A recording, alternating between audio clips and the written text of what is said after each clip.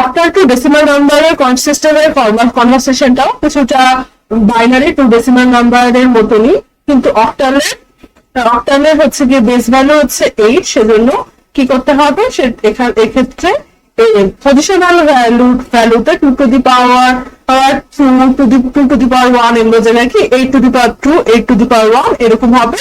আর হচ্ছে গিয়ে সুতরাং অক্টাল টু ডেসিমাল নাম্বার কনভারসেশনে অ্যাকচুয়ালি কি করতে হচ্ছে, লোকাল ভ্যালুর সাথে কোনো নাম্বারের লোকাল ভ্যালুর সাথে পজিশনাল ভ্যালু গুণ করে সবগুলোকে যোগ করলেই হচ্ছে। একটা উদাহরণ দিয়ে প্র্যাকটিস করি। আগে হচ্ছে 147.31 কে আমি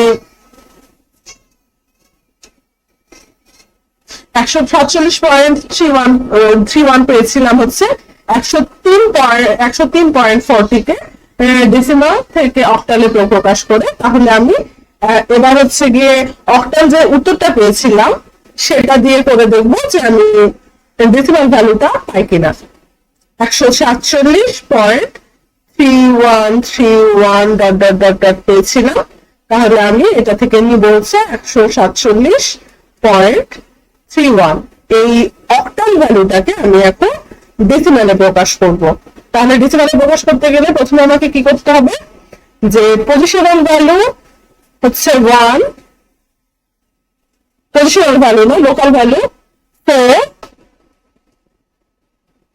7, আর দশমিকের পরের গুলো কি 3 আর 1, এগুলোর সাথে মাল্টিপ্লাই কি হবে 8 বেস গুলোকে গুণ করে দিলাম। এবার দশমিকের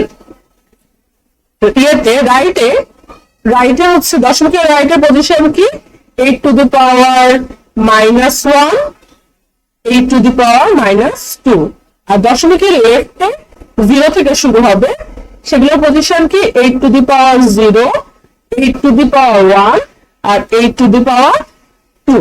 তাহলে 8 8টা 64 প্লাস হচ্ছে 4 ইন্টু